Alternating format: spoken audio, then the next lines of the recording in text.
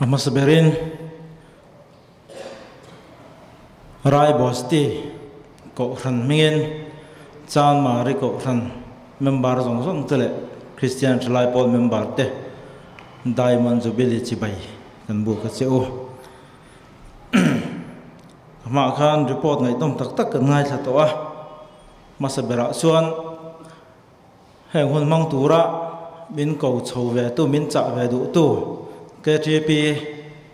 rau pui tak kan nei hi kan lom em a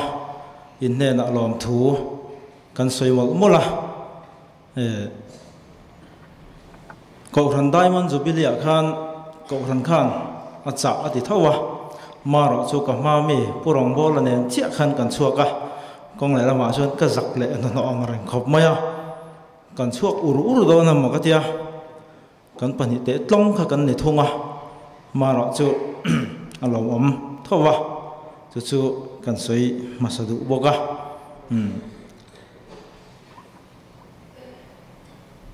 kanam na feel ko Arunachal West feel nia Arunachal en Assam Mission Field West te nia ta chuan bom di la biala khan kanam thina mara soni kumatang khan Assam lama Maduri Pathar biala kanin sona kanom nahi Nepali khua mingchoya lo sak ania rai nam mingchoya phua ania rai bosti antia Assam hing ero chuan do number khanamu anti thunga chura chuan an hrewak lo rai bosti ti ro chuan an hrewiau thunga chu kanom na hun ania Maduri Pathar kan ti hi kan pastor station ania kan in hlat lawa ke po nai te ke in len po na tham lek nani kan bial kan feel chu hian kan bial hi thok tu missionary tam na ber kan nia to na hian evangelist teacher hi ka hiat sual lo chuan mi som pathum som ni don namin kahia ta chuan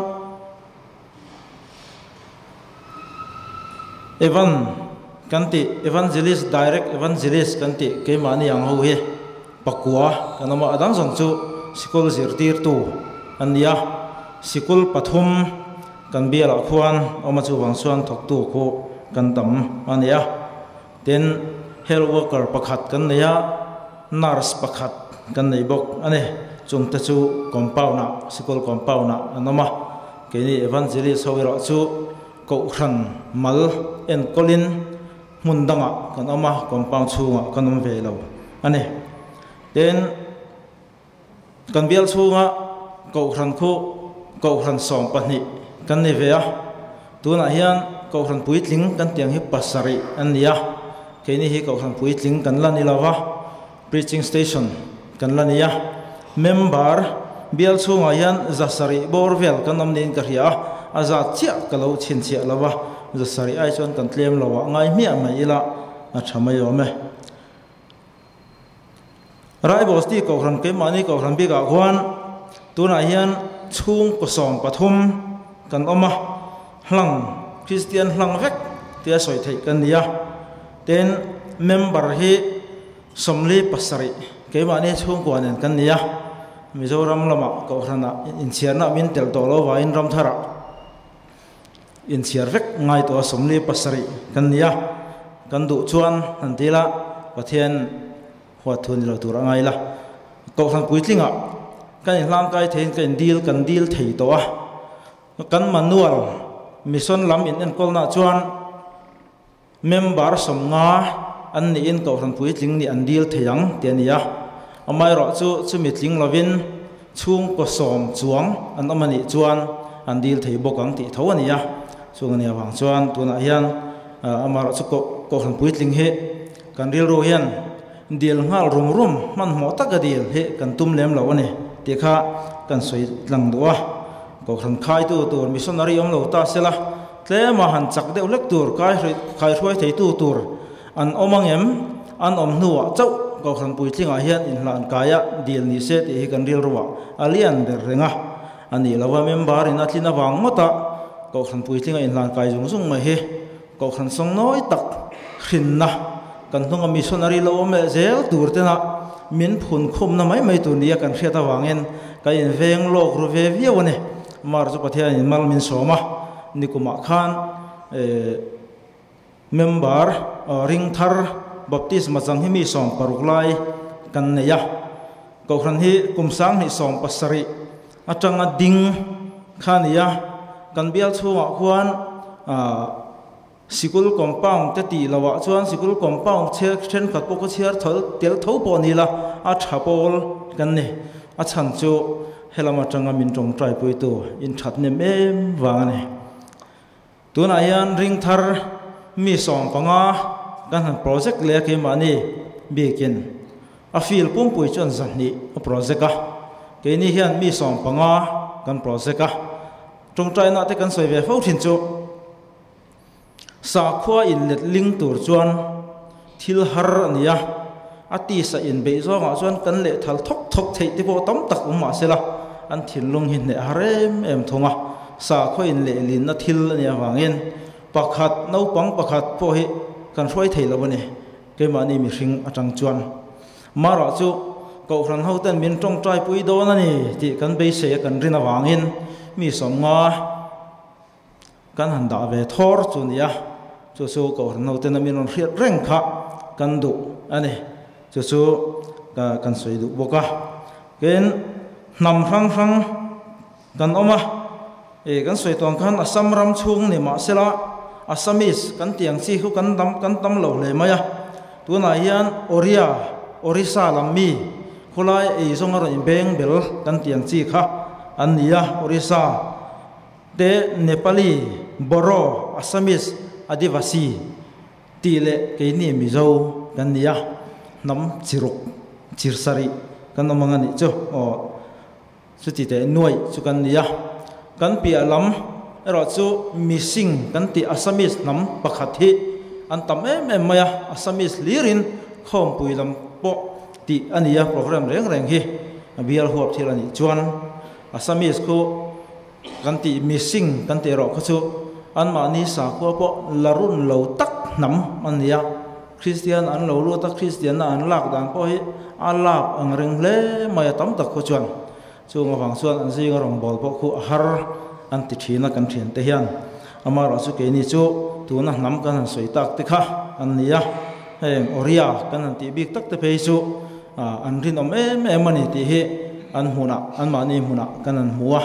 tuna ko hian kan ko ran khai pa te zinga me kan ko ran secretary kan man te po khu nula ania ari nam em ko ran kai hroina ko ran kal phung khriat tum tak an ni boka chunga wangson kan tha muang le bok ani Sunday school hi kan nei ve thina laya Mizorama masi sangati Sunday school zilai bu hi kan lo zir ve thina puitlinga hian nau panga mai ro chuan Paul in kar thakin beginner junior intermediate ti kha kan kalpui ve meka chu Mizoram lama zirbok translate in chu kan lo zir tira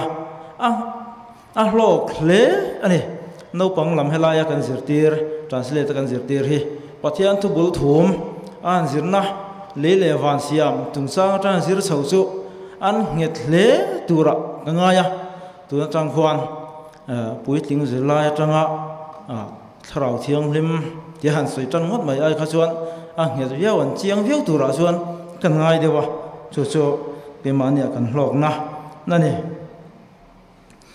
ten ko rana din rual khuan sang ni som pasaria khan ko ran mei chia ti le thalai loading tel ve nga la chunga ro chu tlem chuan abi ka chuan kan la hu ful pha dewa mahila antia mei chia ko ran mei chia dinga kan ron suwa ma te po kha bia langa rising day ania an ho tu nui nan khil fia ngial thina om zia ka khelo an lati ta chawa thawana khatiang vel kha an la bo dan ania ten thalai la mera chu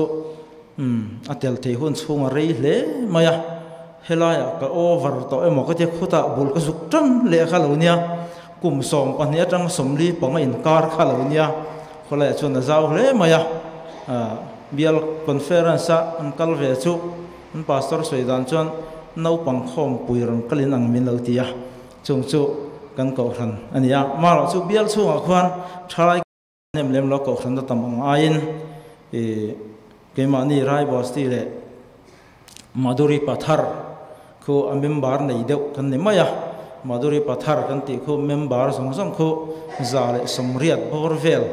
aning ka ria chung da chu an thanem deuh leka chung chu an din manani maya kal thei deuh leka dang chu thok tu ho kha thalai kan ne deuh maya chung chu kan din mun biala chuan ania bial mei chi khom pui ti te po kal chho ve me ka kumin khan bial ko khan mei chi khom pui kan thleng ve a khulama chuan an la dik ol sam hle maya helaya ni thum dai deuh tho kha khulai chu ni khata an zo vek maya khom pui kan ne so khop mai ke ni khoi lam ku chuan langin chhun lai chon ei maya tiang khan committee rorel thu cha ngai thak te thleng khan ti khan zo ve ve kan ni khata zo ve ka chung chu mi za le som ni panga lai khom pui tura lo kal kan ko khanin kan lo dong ve a chung chu ania mi selam din huna chuan thalai lamai ro chuan tuna hian member som pani bor vel te kan nia income regular hi chu som kan nia khor thak ve rang viau thina maro chu kan phur atem phur ve em an phur ve ema chen kan kal ram ania kong le lama sir chuan lati lo mai om ka han ti tun na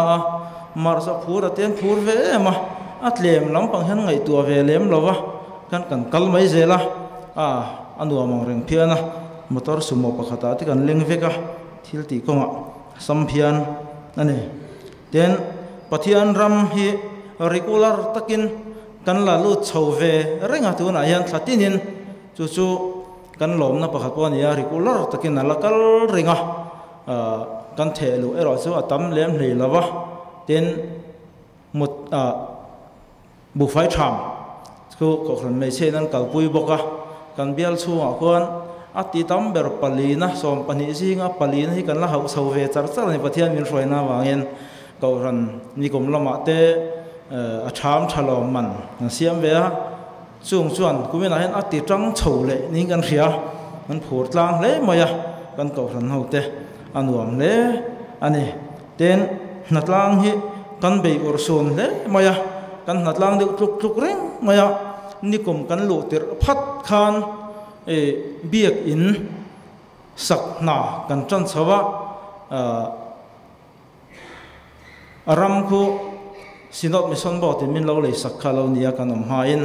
foundation ero silo mana chu kan chan chho mol mola nikum chung zong in biak in kan sa chumi zo kumin lama kuman lo thar chho le fencing an ti le fencing ti zo mai quarter sak tu ran ti la kan quarter kan salya ti salam na su kan thok rim tlut le maya khwa lum bok nen mara chu har sat na kholuma wanga natna har san na lutuk te am lawen pathianin min hruaya tuin thleng hian na tam tak si khan sukuk na mi lawen na kan thok thei renga kan lom le chu in mi tong trai puina wang ne ti lo thei ani lawane nikom retreat kan lo chu adon khan kolai son typhoid lo tam ve le mai en kol da me ro su an lo sam ve viau thunga kan typhoid ve lawakar ni khat chung vel kha mara chu retreat kan lo chen chho rol khan kan dam chho ve je la vo in thleng hian sok kan ti an thin le na a chuak le thin an tiang hi ke ma hian om lo reng renga pathian min humna ni na thok tei turin ronggol thei turin pathian in min din ani ti achiang le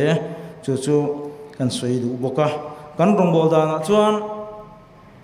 tlai lama home visit kan nei ve thina ke mani khuwa bi khuan home visit hi an na thok ve thin an ya kan ko khan pa ho kho tlang pui thuin driver an ya sarkar driver an ni lem lawa private driver te an ni lama wangin sunday hian chole ro chuan la thanem lei thei lo hle a chu ani boka bial a evangelist bi khian thlatin in prachar in eveng u kan tia thlatin in pastor hovin in hu khom na kan nei ba ka zan ni te zan khat riak ten prachar in hun kan manga ten chumai ba ka chuan wa ke mang jong te pon kan kal boka kan rong bol pui te biak in samek te quarter samek te anomin chumi ta chu tran pui nan puin hun kan wa mang ve bok thina tin bible check te kan sema film te kan so boka in film so hi soi tong khan mi sing ho ji ga chuan ala har ang reng hle maya voi ni ro chu kan tlan che ho thunga voi ka ro chu life concert kan tia kholai thok tu ho zong zong ti char thenen tel khomin sound system te ho in hun kan manga chumi chumi ro chu a voi tha ang reng khop maya khotlang program man lo tia hun kan mang chho kha an mani cultural dress an va in thum nok noka lam zir na chan spo ni vai khat po zir le khan aron sutor tor aron request a ko sen lo khan lam khan cha em maya christian program ani ti kha aron selo re reng then khat chuan ti khan hun kan mang chawa thik thuarang ti sia then khatin christian la hirin sa adang po ti ver u maran tia khatiang khan an ma ni kha arian request tup tup maya ko sen la to to wa chuan bo ru kha ron sang chho de ti ti dewa azir lai pol kan ti khung lai mi ho khan ke ma ni thawang khan lo hau ve le linga chu tiang chuan kan ni ve ni ni ya boina sang zo ka chu mai ke ni ho ka in thiar filima an ma ni ram mi le ril mi khotlang hroi tu te le azir lai pol ti kha ani nek ta de unoi noi a in ku ta in thak de thak thak maya chu nge ro chu kan mu tam man ta lawa chimi nuwa chuan film so kan ti le film kan so huna chuan thing fak nen pakhataron kal le ngala vai ka chu kan ti kan computer te kha ron vuak dar kha adu ngal ti ti maya ma ra chu seng hal le rum ruma chung te po chu ania missing housing rong bo chu tlem chuan al har deuh hlek thina ni chu chu kan rong bol dan tlang pui ania hong sikul kan ti te po khwan je ti te po han school chal chang chuan bible check te pon semve bok thin ani ti kha kan report tlang pui chu ani deuh maya ten kan soi bel do chu soi mai hau lo tur chu ma chuan phone in kan soya tu na chuan a life in lom thu kan soi duwa pawalai ho ten in mi tran puina kan dong kan huwa wangin in chunga kan lom tak zet zet nang mania wangin bial me che khom pui moi takin thlen chak om takin kan in siam ve theya chunga wang chuan nang mania wang ani ti kan ti lo thei lawa biakin ceiling kan siam theya chuat carpet te kan pha ve khong la chu thu sop nam man lo nia chung fel chuan nia wangin chuat ta te kan thoma ro khom pui thume ro khom pui chen thume ro chuan sikol thu thleng kan la ho ve thunga kumina po hian ram thar committee lamin project list min lo chan sak le ning kan thria kan lom hle maya chung he chung te chu ma la min thun sak thei hlop phei chuan kon ko than biak in kho a hon na mu mal po le lawa kan la kal pui mek lai ania ma kan biak in kha te de leka khua lum bok nen chunga kan han thu sop nul tlanga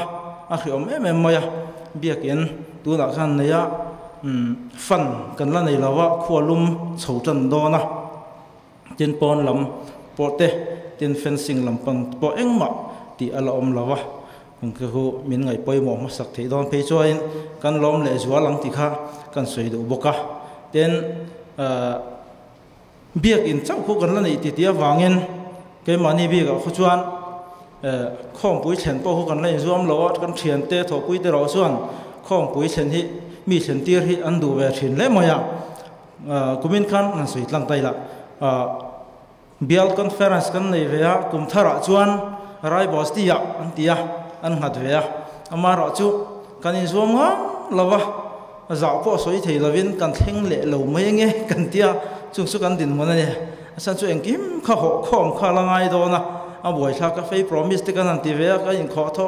ka in khom tho lom te la cheng za la tling mang bok si lawa kan fe promise tho khom te la chu cheng zali po la tling mang lo kha nia kholai chuan so voi li e nia join mes ani zel bok sia chung te wang chuan khom pui chen ka kan ta na la har sa deuh leka chung te wang chuan chem te king taroi mai kha nia chua chorem chan lai ni zan masalama te thalai te pawalai ten tlomngain thanem ngai min chan zo sak ti tia zor nive ta fang chu aret min zo ta mara chu min ngai thak sak chun zom lutuk lovin ka ria aman chung lama min tho khom zar min pe zung zunga in chunga kan lom tak beu mewa nang ma nia wangin kholai rom bol na po khu tuang takin akal zelang ti kha kan soi du bokani pathian tu chang hi tange ka soi chun zom to lawang re nge sam number za som pakwana leiro ning tin nge om dan ri thiang hlimang I thu ang ze la om dan veng tha in ka thin lung zong zong hian ka zong chia o I thu pek te chu ka kalbo sam chu phallul su ang che I chunga thil ka ti swal lo nan I thu chu ka thin lunga ka khol khoma Bible chiar chin ten an thin lunga pathian thu an khol khoma pathian ma thil ti swal lavin thangam takin pathian pol thin chunga wang chuan ko khan ho te pain Bible chiara hun mang tama ko ram thartan in ril ro lo seng deuh turin kan ngen kan cha bok cheu